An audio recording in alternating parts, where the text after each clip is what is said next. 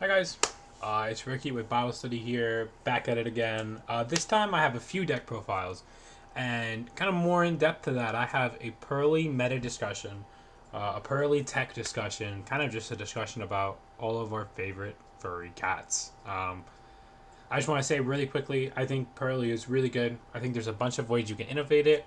That being said, I think a standard list is totally fine, and I will show what's probably considered to be a more standard list later in the video. And I think you can go either way with it, kind of depending on your playstyle and what you really prefer. So I want to start off and go over a few tech ideas that I think have been really underexplored, that people just haven't put enough time into, and I just want to open them up to the public, to you all, so that way we can take a look and see whether we like them or not. So to start out, we have Lyrilusc Purrely. What do I think about Lyrilusc Purrely? So Lyrilusc Purrely is a very interesting deck. The engines work well together because they're all level 1. That's the theory behind the deck. The problem with this deck is you have very little room for non-engine. Kind of like you see here, we have 3 non-engine slots. If you consider Where Art Thou and Prosperity non-engine as well, you have a few more thrust talents. You can probably manage about 8. You can cut some of these and you can play maybe 3 Droll or 2 Where Art Thou, something like that. You can even play the Magician, the level 1 Magician, the Rainbow Magician, that is very good in Super Heavy Samurai in your side deck. But I think overall this deck does have some pretty big flaws. That being said, this is probably one of the most explosive versions of Purrely. Whenever you do resolve your Lyrilusc combo before going into Purrely combo, it's pretty hard to lose. Having Utopic Feature protects you from cards like Ogre, protects you from cards like Droll. The problem is that you're often getting Drolled before you get to Utopic Feature, so it's not 100% foolproof. That being said, I think this is a version that you're more than welcome to try out. The theory is that you have 3 Warbler and 3 Bird Call that allow you to get an extra level 1 body on the field after you've gotten, your first rank 1 with the Purrely cards. So let's say you have Warbler, right? You'd usually start with Warbler. You'd get another level 1 on the field. Then you would search something like Barrel Canary by detaching Warbler. And then Barrel Canary could summon back the Warbler, make another rank 1, make Princess Sprite, add a spell or trap to your hand, and then you rank up into Utopic Draco Future. So that's one example. If I were to draw Bird Call, for example, instead you could make a rank 1 with just the Purrelys.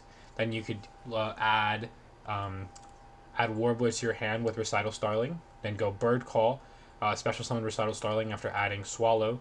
Warbler, special summon Warbler after adding Swallow. Warbler summons Swallow. Swallow can add Barrel Canary. And then you could do the same thing, but you can end with an Ensemble Utopic plus Noir. So I do think that you can make some really, really explosive boards, and cards that would normally be good against Ensemble Robin and Utopic Draco Future aren't really the same cards that you want to be playing against Noir, right?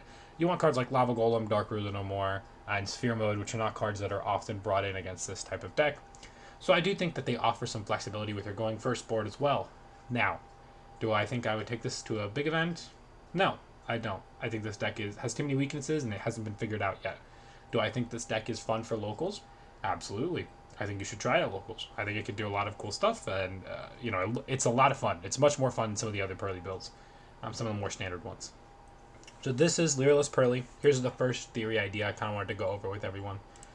The second one is Purrely Diviner. So this is a very similar Purrely list. We've cut one of the Purrelys because we have 3 more normal summons in the version of Diviner of the Herald.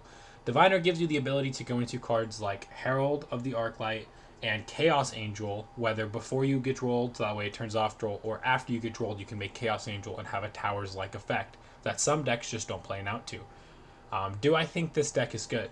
I think it's actually quite consistent. You get to have added consistency because you play 3 more normal summons, so you're never wishing for an extra normal summon, right? You always have that normal summon. You have 8 normal summons altogether. The only problem is sometimes the 8 normal summons can get cloggy. Also, after your first Diviner, your Diviners don't really have much effect. So you could maybe, cut that beauty from your extra deck and you could play a card like Entis, so that way your second and third Diviner gets some value. Or you could play, maybe a small Magician's Soul package, so that way you can send Herald of the Arclight to add Magician's Soul, which kind of, works with the engine. I think there's a lot of ways you could take this deck list, and I do think this is something that has been pretty unexplored so far, and I kind of wanted to put it out there. I do think this deck list is pretty interesting. I do think it's quite good. Would I take this to a bigger event? Probably not in its current state. I do think it would have to be worked on, and the Diviner value would have to increase in some meaningful way before I would take this to a big event. But that being said, if you work on this and you get it to a place where you really like, then by all means, I recommend you take it. That being said, in all of these deck lists, I have a certain amount of non-engine, usually revolving around Droll, Ogre, Ash, and Gamma, some combination of those cards. You can choose non-engine depending on the version or depending on your preference. For example, I know plenty of people who just don't enjoy playing with Gamma in their deck. I personally am a Gamma enjoyer, so later on you will see more decks with Gamma, and I think Gamma does bring a lot to the table in terms of playing around Droll, playing around Ogre, whenever you start with my friend. So there are definitely pros to Gamma, but I can 100% see it both ways, where some people just don't enjoy playing with Gamma, and that's totally okay. If that's the case, you can play cards like Dark Ruler, play cards like Ash main deck, play cards like Talents, and there are definitely substitutions. Overall, in the extra deck, I think the only card that's cuttable is Ensemble Robin. You could play a card like Princess Sprite, which I've grown to appreciate more the more that I've played the deck. I do find that that card has been quite valuable to me in winning a bunch of games that I probably shouldn't have, to be completely honest. A bunch of games where if I were to summon Ensemble, I don't win, but being able to summon Princess Sprite, especially after side deck, to add Thrust, a trap card, or Talents is really, really powerful.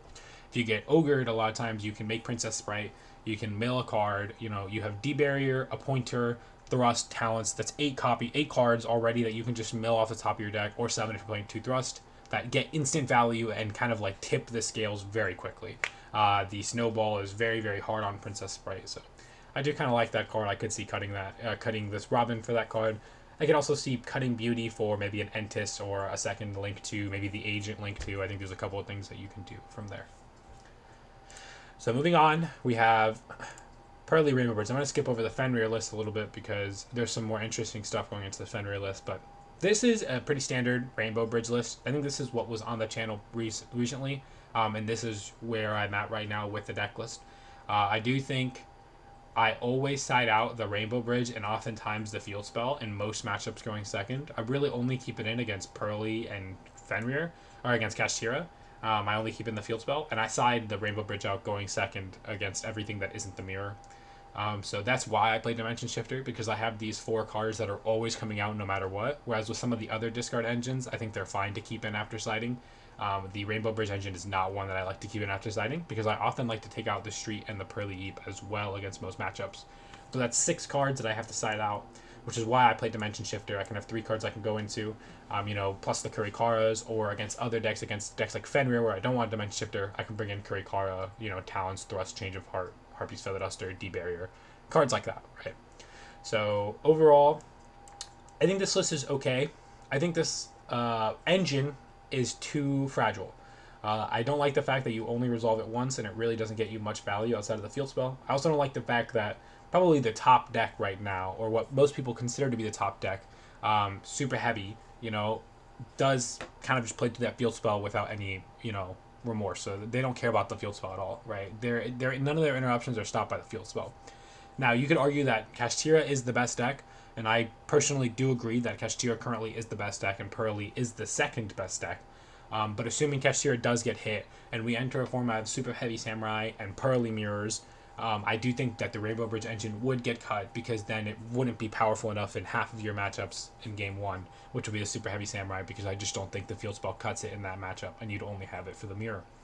That being said, this discard engine, I would really just play it right now against Kashtira, but online testing, I really wouldn't recommend it. I'd recommend trying out some of the other engines so you can get used to them if you are preparing for YCS Philly or any other upcoming big events. I do believe Kashtira will get hit pretty substantially on the ban list, and it will change the way that the deck plays, so I think playing a card like Rainbowbridge that is particularly good against specifically Kashtira and not some of the other decks is probably pretty low value right now. Moving forward, we have Purrely Shaddoll. So this is another standardized, standard-ish deck list that I do think has a lot of really, really cool ideas and cool concepts behind it. So obviously, as our discard engine, we play the Shaddolls. We have the 13 non-engine slots of Talents, Thrust, Droll, Ogre, Ash. This can be changed. You can play whatever you'd like. You can play Gamma in this deck and just add Driver. I think it's totally okay with this deck to play 41. I haven't tried any lists that are playing 42, but I don't really think the math changes that much on 40, 41, and 42. If you do need to fit these bricks like Driver, or you do want to fit, a second field spell, which I wouldn't do right now, but if you do want to fit a second field spell, by all means, go ahead and do it. Go to 41. I don't think that you need to be super, super strict with 40 or 41, especially if you're adding a second field spell, because it doesn't mess up your Purrely math that much. Adding a name, as your 40 card actually makes your Purrely math better. You actually hit on your Purrely more consistently if you're just adding, one card that it can hit. So kind of keep that into consideration. Same thing if you're deciding to play 2 leaps, you can just make your deck 41. I don't think it's a big deal. It gives you an extra card you can side out going first, and I definitely can see that. But kind of going back to this list, I got a little bit sidetracked. I do think this list is particularly teched for the mirror. I think that this list, playing the Genius in the main deck does give you essentially 4 main deck outs to Noir, or 4 main deck cards that are good versus Noir. These cards are also quite good against a card like Appaloosa or Baron. So I do think that these are pretty good going second into super heavy as well. Going first, if for some reason you end on a board where you have a spell card set, you draw some cards, you draw into Squamata or Genius, you're able to discard it and then target maybe either a wagon or the Link 1, and that turns off that card for the rest of the turn, which I do think is, there's definitely some value there. This is probably my second favorite version. My favorite version I'm going to show in just a second. One thing I really like about this is the flexibility in your extra deck. You get to play Dark, Selene, and Access Code because you play, 4 spellcasters, and so it makes this combo kind of really powerful. So it makes it so that way even if you get debarriered, you're able to climb up into Access Code and wipe some of the field. Usually pop 2 cards because you have Selene and Dark, which is definitely very powerful against a lot of the meta decks. Decks like Math Mech, decks like Kashtira, decks like the Mirror, the decks that do play debarrier, a lot of times going up into Access Code and wiping the board is good enough, right? If I were to play against the Mirror, for example, and let's say they have full setup and they have debarrier plus Noir and the continuous spell, and they decide that the way they're going to play the game is they're going to debarrier me and assume I don't have a way to out their Noir, then the Dark engine really comes in handy. I can summon back a Purrely, maybe get some value off of that, summon Selene, summon back one of the Shaddoll monsters, and then sub in Access Code Talker and destroy the spell card and then destroy Noir in sequence. So that did happen once or twice. I do think this engine's quite good. That being said, Robin is a choice in this deck that I think that I would probably play the Princess Sprite over Robin in this list. I know a lot of people really like Robin. I personally am not a big fan of the card myself. I've included it in some of these sample deck lists that I'm not currently playing, so that way you can try it out and you can choose whether you want to play Robin or Princess Sprite. But I think Princess Sprite kind of does the job a lot better in most versions. You'll also have 2 Beauty. I think Beauty could go to 1. I don't think you need 2 Beauty. I think the second Beauty comes up more than the second Happiness. But if you did want one more side deck slot, you could cut the app clone from the side deck and move it to the extra deck by cutting the second Beauty. Speaking of the Shaddoll engine, this does give you 3 cards that are really, really strong in the mirror. Whenever you activate this card in the mirror, you send Genius, you summon App Clone. App Clone can negate the continuous spell. Genius can negate the Noir, or make it so your opponent can activate the Noir. And Beast allows you to draw a card, or Hedgehog allows you to add Beast, which gives you a lot of value in the mirror. It makes it so you have plenty of cards that just by themselves almost break the whole mirror board. So this deck is specifically teched out for the mirror. That being said, unless you are planning to bring in Shaddoll Fusion against Super Heavy Samurai, which I personally do not think is correct, right? I think that you are losing too hard to a card like Spell Canceller, and I really think that, cards like Lava Golem, Kurikara, Kurikara, Div Incarnate, Sphere Mode, those are really the ways to go against Super Heavy Samurai after game 1. Shaddoll Fusion being very inflexible and only being good in one matchup makes it much less interesting for me to play in my deck. That being said, if we do end up seeing hits to Kashtira and we do see the Super Heavy Samurai FTK getting a little slap on the wrist and Purrely does climb to be the top deck, I do think that we could play cards like Shaddoll Fusion, or we could play cards like Dark Root a little more with more lenience because they do answer Super Heavy Samurai so well. Overall, my feelings on Shaddoll Fusion, it's really good in the mirror right now. I don't like it games 2 and 3 against Super Heavy Samurai because usually they either FTK you or make Spell Canceller games 2 and 3, which both turn off Shaddoll Fusion. So that is kind of one of the negatives. So right now, I would not be playing the Shaddoll Fusion package unless you are going into a field where you expect to play more than 3 or 4 mirrors in an event. That's the only time I'd really play the Shaddoll Fusion package. And then finally, we have what I think is the best deck, the best version of the deck, the Fenrir version. So I'm going to go over this version more in depth because I've done the most work on this version. We play 5 normal summons because I do play 2 Pot of Prosperity, which allows you to search for a normal summon. You also don't want to be starting with a normal summon. You really want to be starting with a card like My Friend Purrely or Prosperity. Both of those cards bait Droll. One of those cards baits Ogre, which is the My Friend. Both of them also bait Ash. It's really, really good when you play Gamma in your main deck. If you do resolve Gamma on Droll, Ash, or Ogre, and you go Axel into Baron, the game is over. You have not. It is practically impossible for you to lose the game from that point. Furthermore, I do like Pot of Prosperity with Fenrir. It allows you to search Fenrir and summon it in matchups that are really good. For example, against decks like Sprite or against Kashtira, Pot of Prosperity allows you to have a lot more outs to cards like Arise Heart through Fenrir, Div Incarnate, and Gamma. Kind of continuing on with the theory, I really like Kurikara with the combination of Prosperity in the main deck because it essentially gives you 5 things that you can hit off Prosperity that out Arise Heart, which I think is probably it's a really nice number. It's a really, really, I feel like I can activate Prosperity going second against Kashtira, and if they just went Arise Heart Pass, it's really hard for me to lose. Like, Prosperity is almost always going to get me an out, whether it be a Fenrir, which is probably the worst out, or a Div Incarnate or Gamma, I'm always going to get there. So this list is specifically tech to what I would be doing right now with Kashtira still in the format. That being said, if we were looking at a format that was playing more super heavy Samurai, I'd have to revisit cards like, I'd have to revisit Div Incarnate and see whether that's worth playing in the main deck more than another hand trap, that does stop, the Curry card, that does stop the super heavy Samurai board. Or whether a card like, a card like Lava Golem or Sphere Mode could even see main deck play, right? I think the only problem with those cards is they are inflexible, but they are very powerful when they do resolve. And I do think alongside cards like Fenrir, those cards do gain a lot of value because Fenrir does put a lot of pressure on whatever monster is left, which is really, really nice. And it does also kind of get value on its own that you can use to play on your subsequent turn. Continuing on, I do play Lava Golem in this version. I think this card's really good. I would definitely be playing it right now.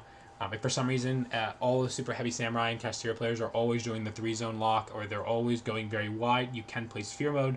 But Lava Golem does give me the flexibility of siding it in against decks like, against some of the more rogue decks that sometimes you see, decks like Marincess that a lot of times end on Toad plus the level 4.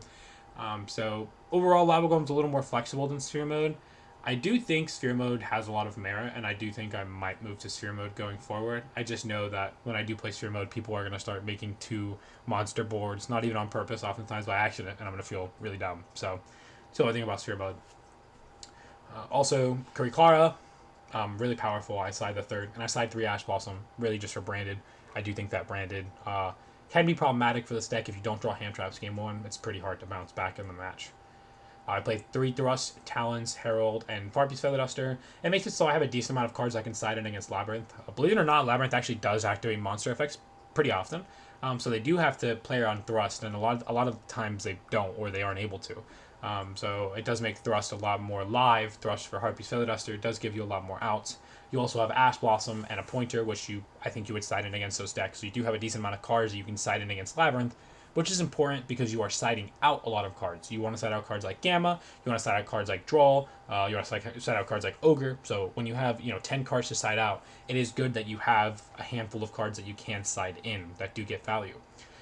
Fenrir also, is kind of the main point of this deck. It also gives you the added flexibility of being able to beat Game 1 Floodgates or being able to beat Floodgates going second. For example, a card like Anti-Spell is really easily answered by Fenrir. A card like There Can Be Only One is really easily answered by Fenrir. And these are cards that I think typically have actually caused problems for Purrely, at least in playing online for me. Anti-Spell is pretty hit or miss, but There Can Be Only One is really tough. I think that card is very, very difficult to deal with. So having Fenrir that just kind of beats it is really important.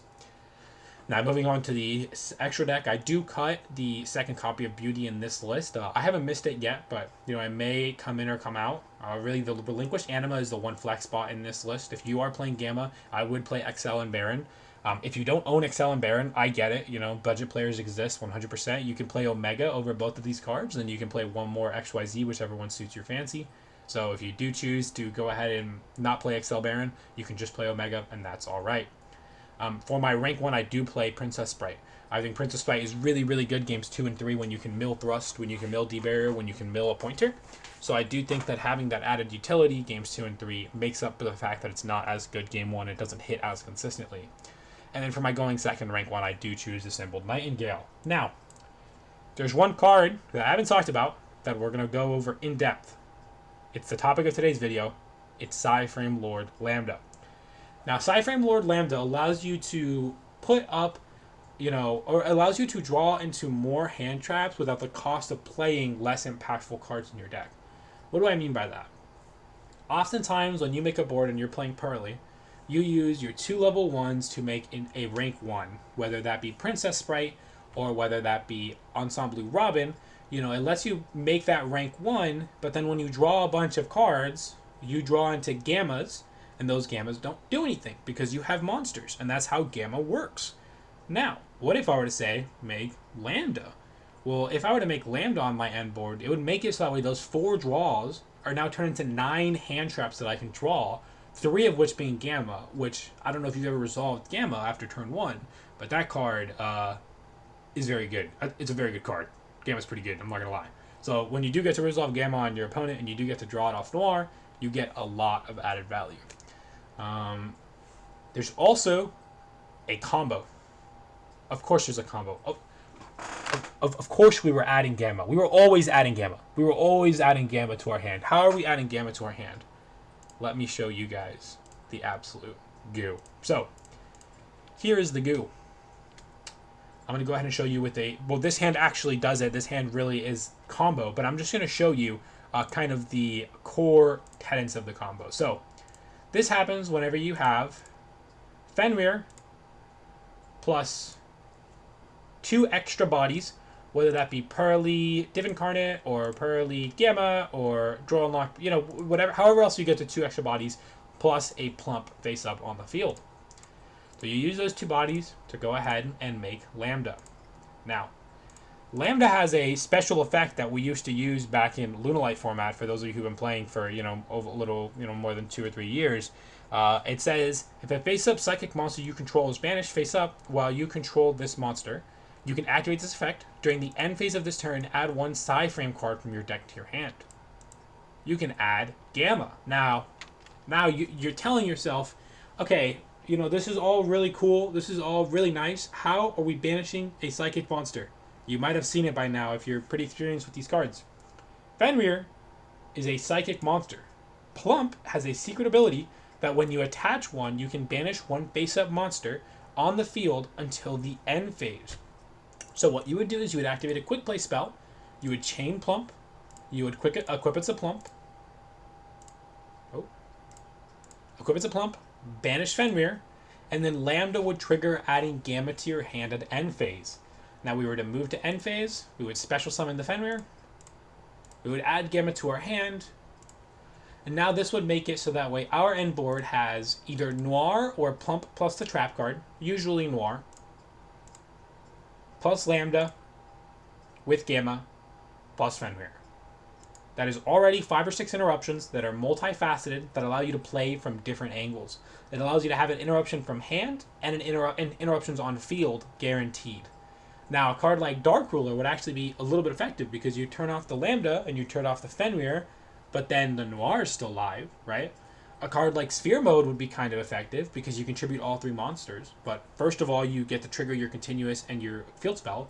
And second of all, sometimes you don't get to this combo. So sometimes you would just end on Lambda Fenrir.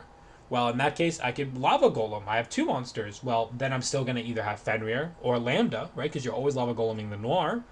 Well, what if I have Kurikara? Then you tribute over the Noir. I still have Fenrir Gamma. Even if you enter battle phase and attack over the Lambda or attack over the Fenrir, it means I'm not dying. So all of the value that I get off my continuous and my field spell are actually going to mean something, right? So this is the only problem with Purrely, is that the added value you get off of them destroying your Noir sometimes isn't actually value because you die. And when you die, you don't get to activate cards, which really sucks. So being able to make this type of board makes it so you are not dying. Putting the bodies of Gamma and Driver on the board makes it so it is very hard for you to die. even let's say Math Mech, if they were to have the perfect hand, if they were to have a Gameciel for your Noir, and they were to have an Imperm for your Lambda, and somehow they dealt with Fenrir too, you know, if you were to have all these bodies on the field, if you have the Kaiju, plus the Gamma, plus the Driver, plus the Lambda, plus the Fenrir, that's a lot of bodies. They got a lot of access code pops. They don't got that many. That's 5. That's 5. And they can only attack with one monster. So if you make this board, you just can't die, right? So this board just makes it so it's impossible for you to die. I think that this combo is really sweet. You can also do it, for example, if you, instead of having Fenrir, if you hard draw Ghost Ogre, and you just normal, even extra normal summon, you can normal summon the Ghost Ogre and do the exact same thing.